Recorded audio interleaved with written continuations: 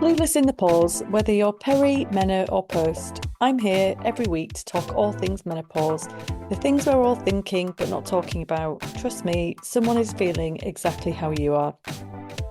I'm Thom, a women's life coach, and at 45, feeling perimenopausal. Each week, I'll be joined by an expert in their field, and we'll delve into pressing topics like, why do I hate my husband 3 days every month?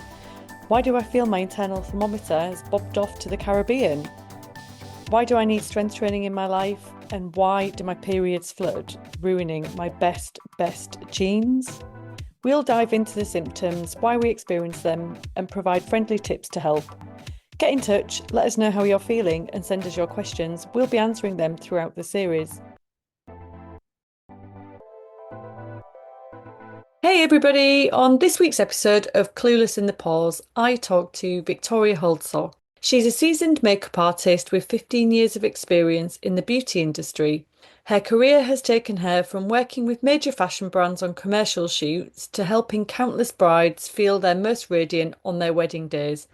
I can definitely attest to this. Passionate about empowering women to see and feel their beauty on a deeper level, Victoria has evolved her artistry beyond makeup. She founded Hold Skin Studio as a sanctuary for personalised transformative skincare.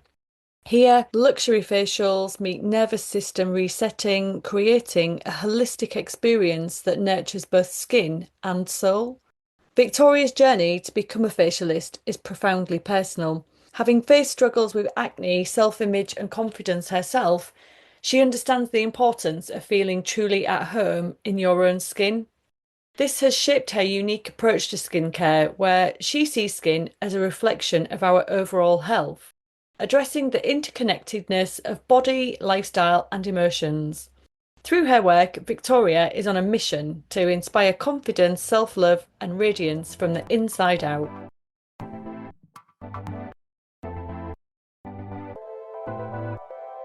Oh, hi, Victoria. How are you? Thank you so much for joining us today. I'm really excited to have you on the podcast with us. It's an honor. Honestly, it was so lovely to hear from you again. Obviously, we did your wedding makeup last year, so it was just lovely to see your name pop up in my inbox. So Yeah. Oh, honestly, I was so when I was thinking about the episode layouts and stuff and who I could ask, I was like that you were literally when I was thinking about hair and makeup, the first person I was like, oh my gosh, because we just had such a lovely experience. And I think like when I met you and we did my trial, like I was having a massive rosacea flare up and like felt really crappy. And you were just so brilliant about making me feel really comfortable. And anyways, the makeup was incredible. Even like all the bridesmaids, everybody loved it. So thank you so much.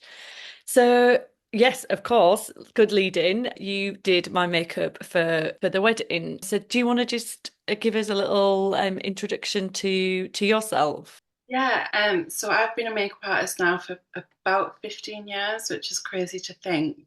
And I've gone through a journey of working on counter and then going into bridal and commercial and fashion work. And my thing throughout that whole time with makeup was always making the skin just look like beautiful skin rather than skin that had makeup on it. And it was just about making somebody feel incredible and confident in their own skin. And that just I felt like I was gradually going more towards the skincare. I found I was helping brides look after the skin in the run up to the wedding day because having that base really perfected and healthy is going to have such an impact on the makeup on the wedding day. And I think just over the years, with my own skin issues as well, with acne and such, um, I really dived deep into it. And I think I've then progressed into learning more about skin and going back to do qualifications. And now I'm going to be offering facials and skincare advice to clients, open to anyone. But the idea was that I could help brides a little bit further in that journey to help them feel even more confident on the wedding day. So yeah, that's where I'm at the moment. I'm setting up a skin studio, and yeah, it's really exciting. I've seen some of your posts on socials and it looks incredible. If I lived a bit closer, I really want some of that buccal buccal work going on. Yeah, That'd oh, be beautiful. it's an incredible treatment. It's nice. So I'll be mixing in skincare, but also with skin massage and face massage, and that helps hugely in the aging process as well. So yeah. What does that do for you? Yeah, because I think I had a face massage once, but I fell asleep and I don't know why, because it was actually quite tough and it was a bit sore at first, but for some whatever reason I managed to fall asleep. But what does that do for you? Yeah, so facial massage is incredible. It's a little bit like, so we exercise our body, but we don't really exercise the facial muscles in our face. That's so true.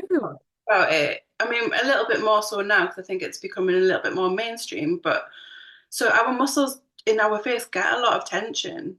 They they will get tight and sore, and we might not even notice it. But then that forms wrinkles and deep lines. And by working on the muscles, that helps to release the tension. It helps to release the fascia because the fascia is this mesh across our basically our whole body. And if that becomes tight, that then causes like lines and such in the skin. And if we release that, that not only feels amazing, but it also helps to bring in circulation into the skin. More blood circulation is a healthier skin. And yeah, so it also helps work the lymph as well. So that helps reduce any sort of toxins that are building up in the skin as well. So a good massage not only feels incredible, releases tension, but it also helps to promote collagen with that extra circulation. Mm. And you end up with this just beautiful glow. But it also, if you do it regularly, you can really start to see a difference in the structure of your face as well. So like when you see people on like Instagram and stuff like this, and it's like, I do face massage, da, da, da, da, and it's like, I'm 55 million years old, but I look 30. Is that really is that's what they're doing then? They're just giving good massages to their face? Yeah, it helps, definitely. There are some people though on Instagram, and I do say this, they probably just have incredible genetics as well as Yeah. having done that all the time. So I think that can sometimes be a little bit misleading, and it depends because if they've been doing this for 20 years and then somebody is 60 and then they start doing it, the difference, there's going to be a slight difference in the results that you can get. Mm. But yeah, it definitely does help. Mm. So what's like a really so like for me, I really feel like I'm getting a bit of a what do you call it, like this thing here where you feel like you've got like getting a bit of a saggy neck. What do you is that like just that kind of like lymph thing where you do some stroking downwards around your neck? So we can get a lot of stagnant lymph in that area. So it might not actually be that it's any sort of, some people think it's a double chin and it's fat, and sometimes it's not. Sometimes it's stagnant lymph. So Mm. sometimes what's quite nice, I do this in the shower actually because it's really quick, it doesn't take any extra time, is that I'll open up the lymph by pressing really lightly on the collarbones, and I just go really gently. And what we almost want to do is kind of like mimic maybe a caterpillar is going across the skin. So we don't want to press too deep. And that just helps open the lymph nodes in this area. And then gradually working our way up the neck and then underneath the chin as well. Just Mm. be gently pressing on these, and then can go in front and behind the ear. And then always, if we're massaging the skin, is to go from the center out. So from like your nose to your and from your nose out to your ears. So like always moving Yeah. whatever movements you're doing it outwards. Because that is that where that's where your lymph nodes are in your face, right? It's like around your ears. Yeah, Like, we've got a lot of lymph nodes around here. We've got them all over, but there is a big cluster around this area. So it's always good to help open them up and then just gradually like pull that lymph down. And then again for underneath here, underneath the chin is to kind of like pull that out and down again. all right, I think I need to get a little go on that then. Oh, brilliant. Well, that's something I'm going to be looking into then, the massage. So we were talking obviously a little bit earlier about obviously the menopause is what the podcast is about and issues that women can face from that. And is there anything that you see or that you've in your training that you come across about what are the menopause issues that women come about with skin and or makeup, like how things change during this time? Yeah, I think the main thing is that we go throughout the majority of our life thinking we've got a certain skin type. And when we get to the point of perimenopause or menopause, a lot of women find that that skin type just goes out the window and they have no idea. They have no idea what the skin is doing anymore. And I think it can be quite a confusing time. And that then because it's changed, I think women then try and throw everything and anything at the skin to try and help it. And I think sometimes that can cause more damage than good. So with the skin, I take a corneotherapy approach. And the corneotherapy approach is to look after the topmost layer of the skin, the stratum corneum. And I think sometimes when we realize that our skin is no longer, say, oily or dry or whatever, and it's erupting with all these different issues such as flushing, rosacea, or acne, we become really confused. And like I said, we throw a lot at it. Mm. And sometimes it's best not to do that. And it's best to take a simpler approach. So like really strip it back. Yeah, really strip it back because I think sometimes we cause more problems by throwing all of these acids and actives and such like that because sometimes we don't know what we're doing and we're just throwing all this on our skin. And then if we do have a rosacea skin, we're making it worse. Mm. And I think a lot of women find that their skin changes, they then go into this mode of trying to help it, but because they don't know what they're doing and they're using things that are too harsh and they might have an underlying rosacea, then that becomes worse. And yeah, it becomes more of a problem than it was at the beginning. Yeah. I mean, I know myself, like, I mean, I've had rosacea my whole life and I love skincare. And I think actually it's part of the reason I was having a breakout when I first came to see you. I'd been using some kind of retinol, but I'd been combining it with something else that really didn't work. And oh, my skin was in such a mess. I was literally just following, oh, that looks good. Oh, that looks good. I'll just use that. And it, for me, I've got quite sensitive skin. And actually, one thing that I have also realized, and had this last week, my skin was so dry, and it normally is quite dry, but beyond belief, like that my lips got really dry, but really, really super dry. And I'm like, okay, am I drinking enough water? So yeah, I'm drinking enough water. But I just couldn't get rid of this feeling. And, like to the point where my lips were really flaky because it was so dry. And I'm like, what on earth is going on here? That's the thing with skin is there can be so many different factors as to what's playing on. It can be internal, it can be external, it could be what you're putting on it, it could be what you're eating, what you're drinking, what you're doing, where you're putting the skin is a Mm. huge thing. And I think sometimes we don't consider that is that where we're putting the skin can be so detrimental, like going into saunas, going on holiday, being out in the winds. Like at the moment, winter is such a detrimental point for our skin is because we're going from cold, blustery wind outside to central heating in the house, and Mm. that can just cause all sorts of issues with the skin. So, what, out of curiosity, what were you doing with your skin then? Last week, I think it was just part of my cycle. I was due on my period, and I think it was just part of that. I don't think I was massively doing anything out of the ordinary in terms of like diet or something. So I think it was really just my cycle. But I've never experienced quite as dry as that. Like it was really, and maybe also it's the central heating. Obviously, it's a bit colder now, so that's been coming on. But it was like I was like a raisin. That's what it felt like. Like all the moisture had just been completely sucked out of me. That's such a big thing when it comes to aging as well, is that our estrogen decreases, and that can cause a lot of dryness in the skin as well because our skin, when we don't have those natural lipids in the skin as much anymore, so we have to start putting that in with our skincare. Yeah, Um, I think that's something that I probably need to look at, that I'm not maybe getting enough moisture from what I'm using, because it was just yeah, it was really strange. It was such a bizarre feeling. And once as well, if you felt like your skin was cracked, and then that becomes a leaky, impermeable skin. So once that stratum corneum's open and we've got those holes in the roof, so to speak, then we lose water through the skin and out. So we need to kind of stop that and barrier it so we don't lose any sort of water from the skin.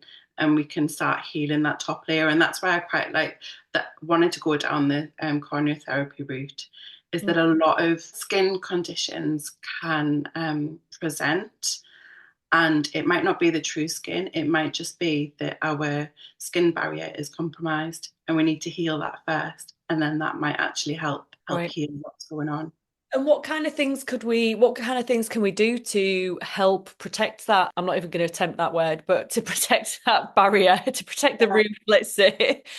So in corneal therapy, we like to call ourselves the roofer, really. So we're helping to help heal that roof on the top, because if you had a leaky roof, you wouldn't replace the carpets. You would fix the roof first, wouldn't you? You wouldn't do Yeah. anything inside the house. So we want to do that first, and to do that is we need to stop over exfoliating, Mm, which I think is huge right now in the skincare world. We're marketed constantly to put this acid, exfoliate, dermaplane, everything. And that's basically just stripping the top layer of the skin. When mm, we stop that, it's actually really interesting. So our skin is such an incredible organ. It's so incredibly clever that if we have enough moisture and the skin is working as it should and it's super healthy, it actually desquamates itself. It actually exfoliates and sheds off itself. right. And if we then go in and start over exfoliating constantly, we're causing issues there, and we're letting pathogens and all sorts come into our skin and cause issues. So the best way I would say is to stop over exfoliating. That's the first thing. Yeah. Strip it back.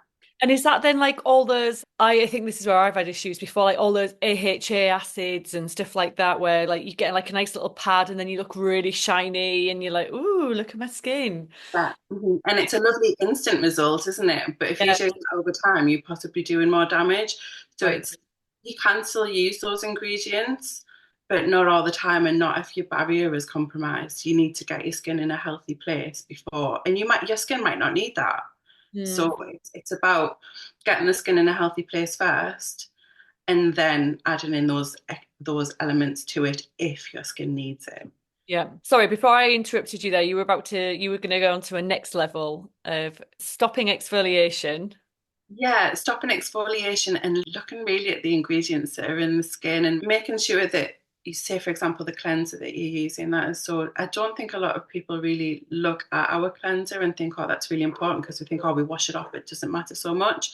But that can actually be really detrimental to the skin. It can really cause issues. So, say, for example, with yourself having a rosacea skin, if you were to use a foaming cleanser, that could cause all sorts of problems with your skin. So it's going back to look at the type of skincare that we're using, stripping it back still, but then also looking at the ingredients inside of it and the type of cleanser we're using. And I think that's the most important part: cleanser and exfoliator. And then we can go into other things later on. But they're the two elements that I believe that definitely can cause a lot of issues with the skin. Right.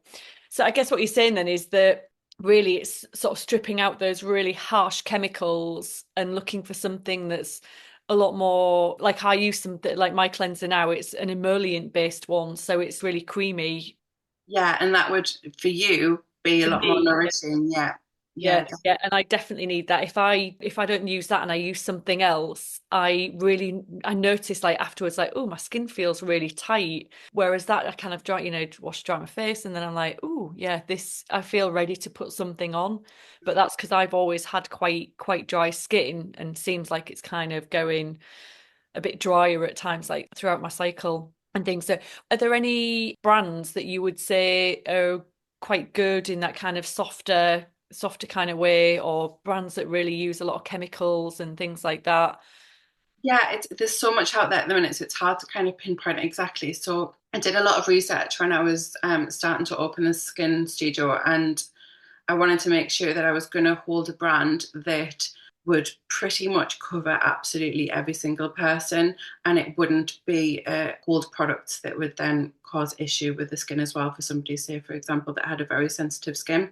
So I've gone with a company called Dermavisuals, and that is a professional only skincare line. So you won't find that anywhere else. But I love their approach. It's very unique. They've got very unique delivery systems that help actives penetrate into the skin that other companies don't have that sort of technology. So it's really something special, and what we can do is we can bespoke the skincare as well and make it just for you.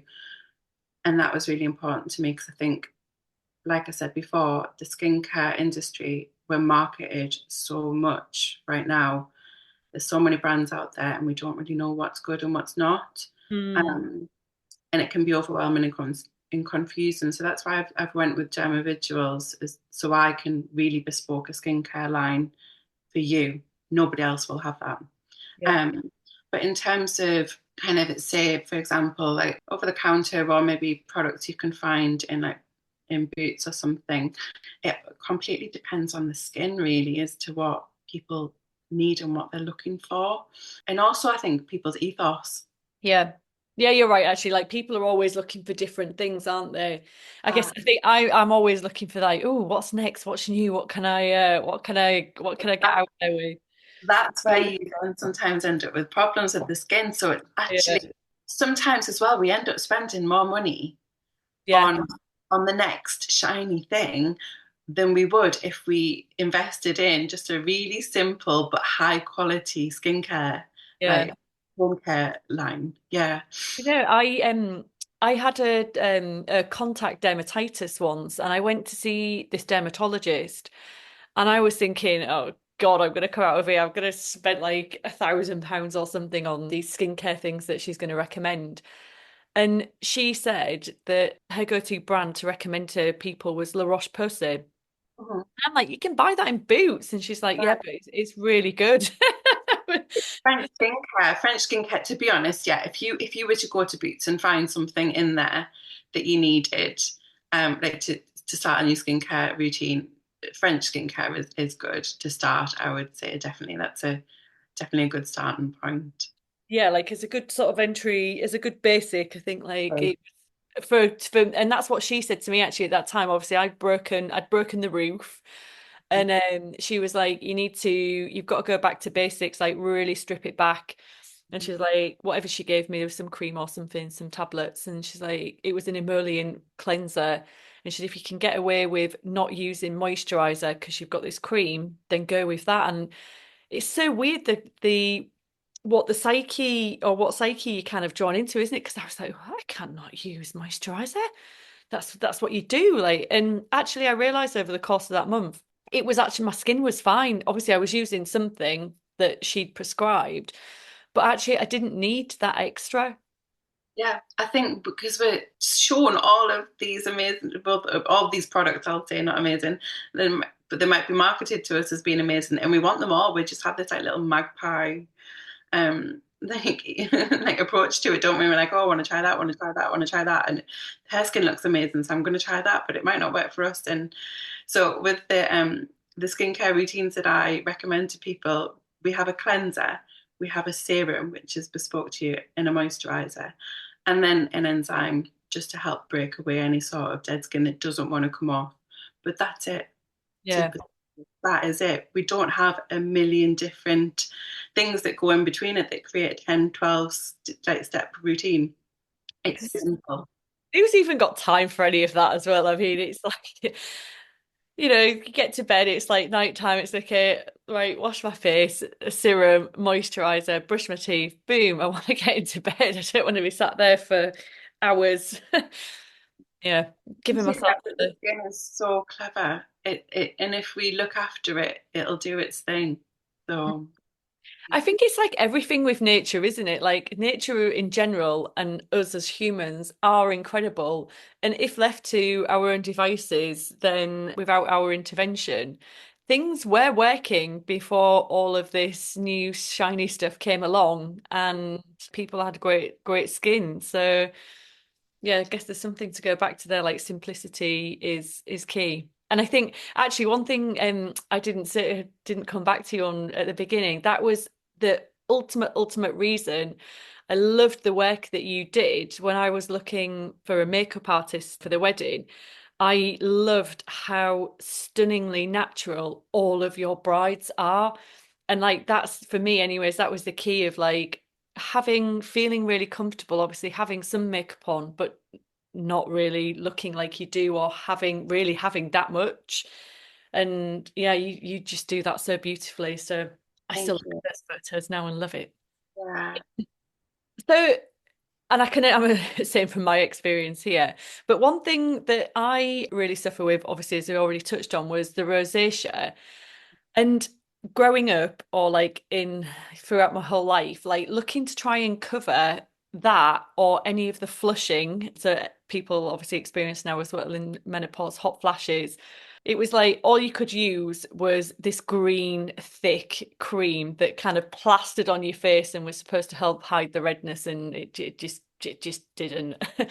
So are there better things nowadays that we can help, that just gives us that confidence that if we were flashing, that yeah, we've got a little bit of protection there? Yeah, so I don't know if you've seen, but I love this brand called Rosalie. Oh no. It is a green cream. Hopefully they've moved on.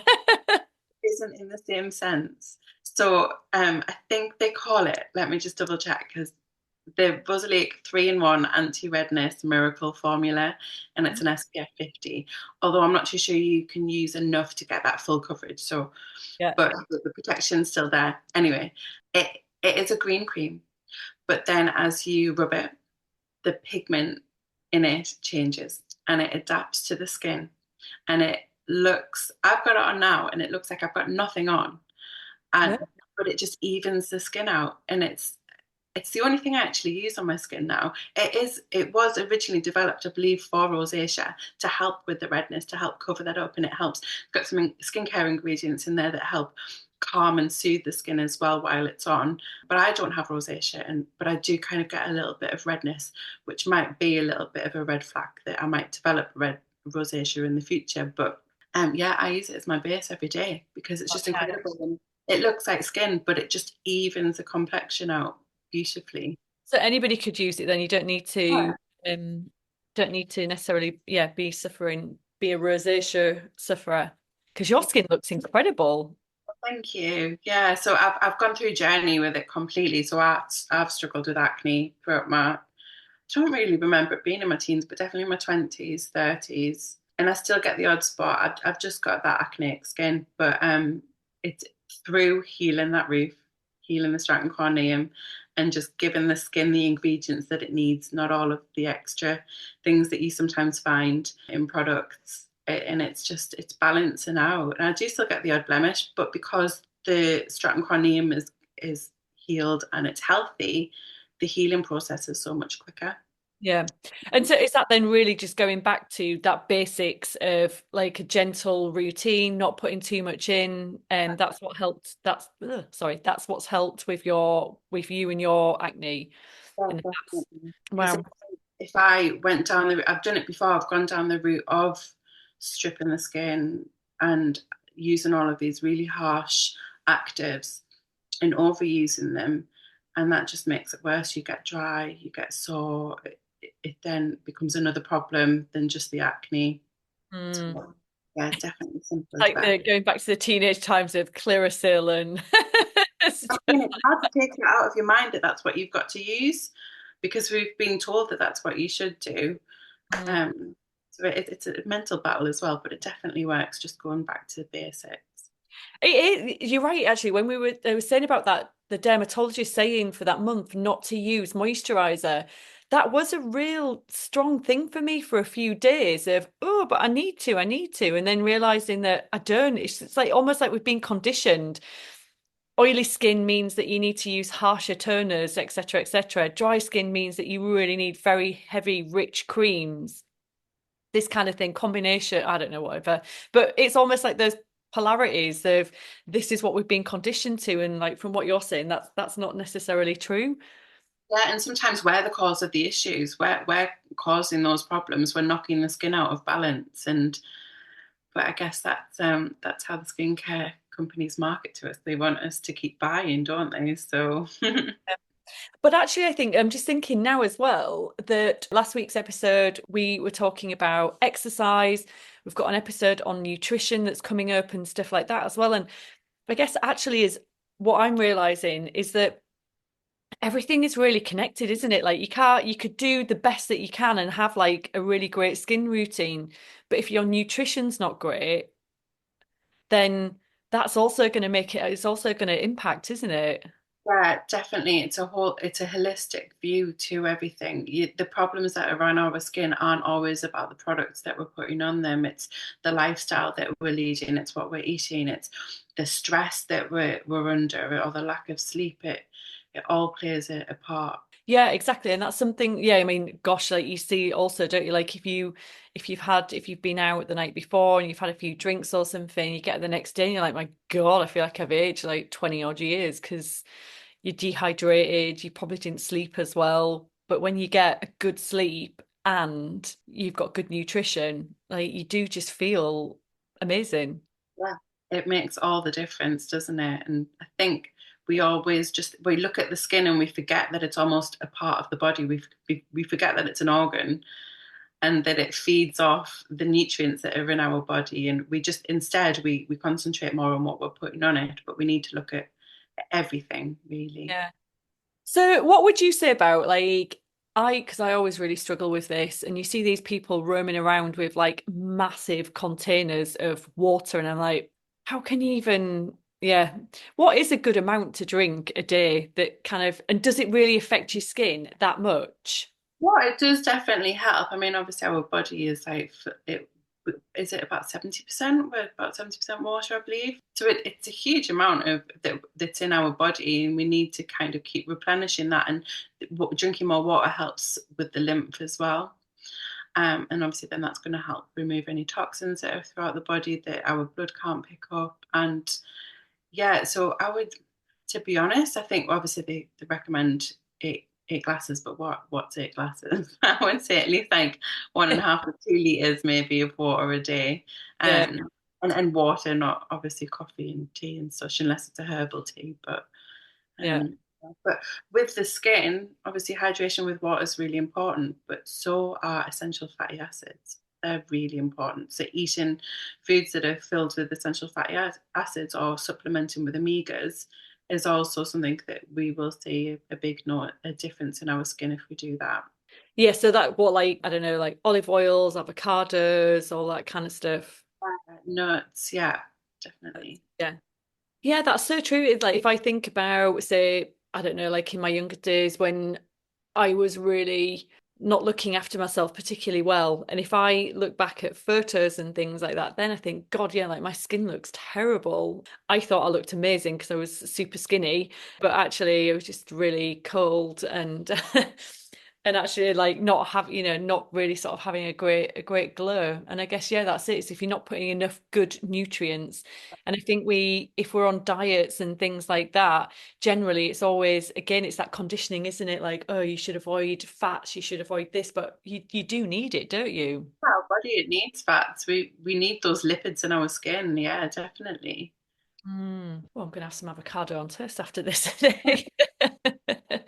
And another thing that I am starting to realize as I'm going more into this perimenopausal journey is that the pigment and the texture of my skin also feels like it's changing. What is that? And what is there anything we can stroke me can do to address this?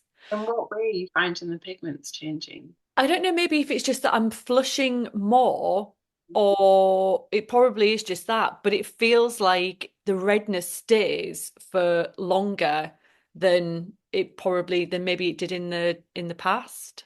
Yeah, so you obviously you've got rosacea, so you're going to Yeah. be more prone to that flushing. You're not only going to be prone to the menopausal flushing that we have that can go over the whole body, but also you're going to have that red flushing that is associated with rosacea. The secret to that really is to working out your triggers, Mm, knowing what is triggering that off, and then limiting that. So triggers can be, I mean, let's have a think. So red wine, yeah. a trigger. The sun, that is huge. We need to protect our skin from the sun because that damages, that is basically one of the number one reasons for aging. Stress, Mm, so spicy foods, yeah. foods high in histamines, Oh, what's that? What would that be? So high in histamines did have a did have something up actually that had a bunch of ones on there, but I believe tomatoes might be high in histamines. Yeah. That I can't think off the top of my head. I did have a little picture board of them all, and some of them were actually quite surprising to me. I didn't realize, but they can definitely have, because with rosacea, it's going to be another analogy for you. so, with rosacea, it's basically our innate immune system. It's like under attack, and because our skin is so clever and it wants to look after us, it is trying to protect us. And say, for example, so our skin is the house, and our innate system is the house alarm, Mhm. and it's trying to stop any sort of unwanted intruders coming in. And with rosacea, your alarm is really overly sensitive. So it could even be triggered by the slightest thing, such as the wind. Because it's in overdrive and you can't turn it off. Yeah. And if you keep giving these triggers to your skin in your body, it's just going to keep going. And that could be something that's with that. It's not necessarily pigment in the skin. It's those blood capillaries that are right at the surface that are getting you all flushed and looking more pink. Yeah. And I guess also, really, I mean, it's always the way that when I was talking to Anthea, the nutritionist, she really upset me when she was talking about basically all my favorite foods and coffee, red wine. Like, these these are the things that are not good for you in the end. And like, oh, sad times. But actually, I guess also it's something about the anti-inflammatories, isn't it? Like they're inflammatory. And yeah, for me, my skin is already inflammatory. Like you were just saying, it's already always under alert. So that's the things that do really that would benefit, isn't it? It's reducing that out of it. I mean, I do try and stay out the sun, and I always wear a factor on top of my moisturizer every day because I can burn in cloud. Yeah. So, and I think that's the thing, isn't it? Sometimes we forget it's not just, I always get it mixed up. It's not just the UVAs. The UVB, so that's the burning, and Yes. the UVA, which is really the aging one, because the UVA rays penetrate deep into the skin and they can break down our collagen and they can cause DNA damage in the skin cells. Yeah. And that is 365 days of the year. Yeah. So even if it's cloud, it's still coming through. Just because it's not sunny doesn't mean that those UVA rays aren't there. Yeah. I mean, I saw there was a picture, I think it was from a woman in New York a few months ago, and I can't remember how old she was. She was in her 80s or 90s or something, and she'd been to see a dermatologist, I think it was, and there was a photo of her face and neck. And she had always worn sun cream on her face, and her face, I mean, her face looked great. And then, but her neck had a lot more signs of aging because, and she said like she never really went beyond her jawline, and the difference between her face and neck was huge. Yeah, I mean, I think Caroline Hirons coined the term "take it to the tits." So take all of everything that you're going to take to the tits. Because if that's exposed to the sun, and we show a lot of aging in that area, Yes. um, yeah, definitely a good idea to I not will only do that. I'm going yeah, to post it note it. Take it to the States. Who's that? Sorry, Victoria. Caroline Hirons. Hello, Caroline Hirons. All right. Yeah, I'll put her details in the link afterwards if anybody wants to check out the Take It to the Tits. I'm going to be.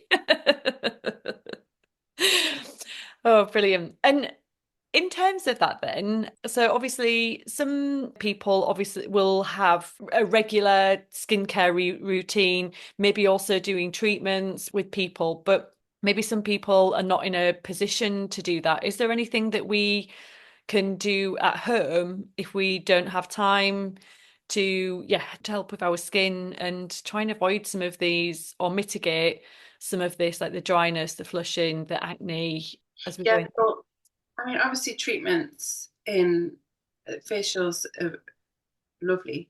It's a great experience. Obviously feels great while you're having it, and it really can help and pinpoint the skin. But that's only 1 to 2 hours a month, and I think there is about 720 hours in a month. So it's the home care where you're going to see the big difference, isn't Oh, it? wow. Yes, I'd never thought of it like that. Yeah. If somebody came to me and they said, I really want to improve my skin, but I just can't afford to be having facials every 4 weeks, I would say, don't have the facials, go home. I'll make a skincare plan for you and you concentrate on that. The skincare plan at home is going to be where you see a really big difference. Obviously, somebody came to me and they wanted to improve their skin. I wouldn't want, and they had a limited budget. If I was to say, yes, we'll do a facial every month, that wouldn't get you the results if you weren't doing the home care. Right. So it's always best, I would say, to look at what you're doing at home. So that's one reason why I also offer people skincare routines. I do virtual consultations, and or we can do it over email, where they don't have to pay for that treatment, and we can dive deep into what's going on with the skin, and we can create a skincare plan for you and recommend products in that way. You can start off with trial size products and then move on, see how your skin goes, and it works for every budget. Um, so that's a good option. But the other option also is the massage. Going back to the massage that we talked at the beginning of Mm, all, is that is something we can do at home for nothing. So whether it's massaging a little bit more when we're cleansing, getting a little bit of a deeper cleanse at the same time, but also working that circulation into the skin. And or even if you were just to spend a little bit more time moisturizing in your moisturizer or an oil, whatever you use, that's going to really help. I definitely see differences because again, you're going to be working and helping to aid the lymphatic system. You're going to be helping to stimulate collagen production with mm. with that massage as well, and the blood circulation is going to be really good if you keep doing that. So I think that's one thing. Super budget friendly. Utilize your hands and just massage your face a little bit more than you would, instead of just slapping on cleanser for a second and then just slapping on your moisturizer and not thinking about it. Taking Mm. it 2 to 3 minutes, it's not that much time, and that'll Yeah. definitely show results. Yeah, I think actually I'm going to go back to this massage thing. I think I was doing that into, no, I think I was doing that in the run up to the wedding, and I think I just kind of stopped afterwards. It's almost like, oh, that's done now. I don't need to do that, which I definitely, yeah, maybe I will go back to that. But just on the routine, so sometimes you see, I don't know, people sort of saying, oh yeah, cleansing, cleansing, cleansing. Like, what is a good amount of time? Because obviously, like when you're really tired, sometimes you just whack it on and then quickly rinse it off. But should you really spend a bit of time like giving your face a good cleanse? Yeah, I would say so, definitely. Especially if you wear makeup, if you wear SPF, you want to get those products broken down and off the skin. So I would say a good double cleanse is good to start, and that's going to take a little bit extra time than you would if you were just going to quickly like rub on a bit of cleanser and then splash it off. Because if we do it too quickly, we're not actually getting everywhere. You might notice it if you use a cloth or a flannel or whatever, you'll then wipe off, and there'll still be like a good amount of product maybe on the outer part of the face or around the nose. We want to just really make sure that we're spending a good few minutes at really massaging the product in and taking off um, any sort of products that might be on the skin, but also pollution and such like that. We want the dirt of the day, really. We want to get that off the skin before we go to bed. Hmm. And what do you think about obviously the ultimate time saver? What do you think about face wipes? Yeah, no. I can't use them as soon even like the most gentle face wipes, it's like it just sent my skin, my face just pings and I'm like a lobster. I can't use them, but They're I thought not good it might for be your anyone. answer. Yeah, they're not good for anyone. Yeah, just no.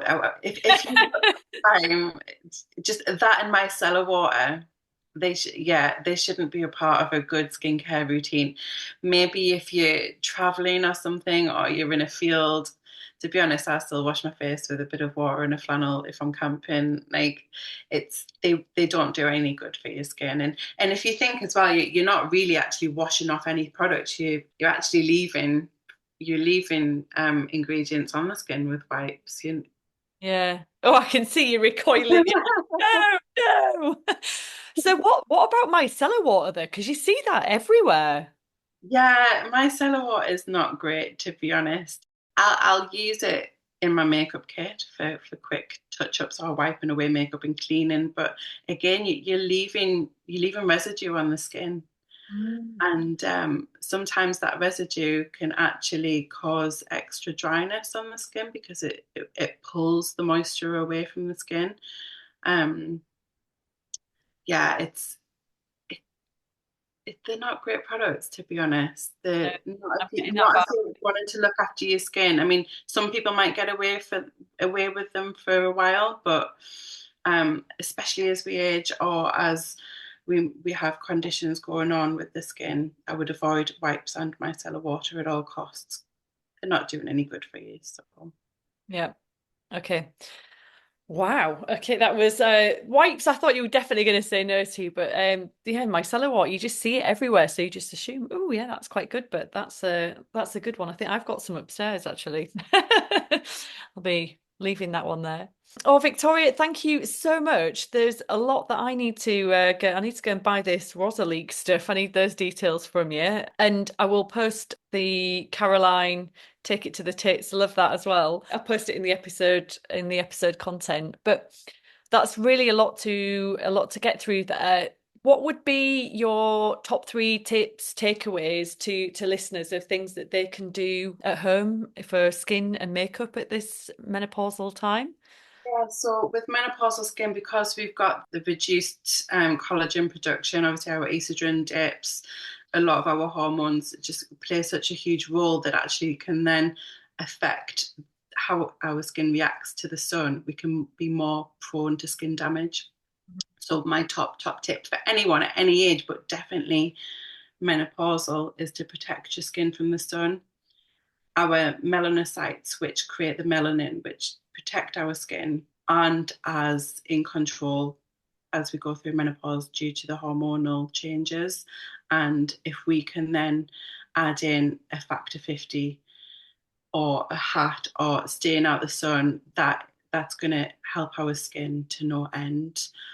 And then I would say the same, because I practice corneotherapy, is to stop stripping the skin and to look after the skin barrier. And if we do that, I think we'll see a lot of problems actually going away, because it's a response to what we're doing to the skin rather than it being the true skin. So that means not getting too influenced by skincare recommendations on social media or brand marketing and such, and trying not to be that magpie, and just really looking after the top layer of our skin. And then the final point, I would probably say, just to know that you're not alone in any sort of issue that's happening with the skin, and it's not hopeless either. It just because you're in menopause, perimenopause, and these things are happening, it doesn't mean that it's hopeless and you've gotten to this point and all. Let's all just give up. You can actually see improvements in the skin, even if collagen is reducing. It just takes time and the right guidance. So we just need patience. Mm.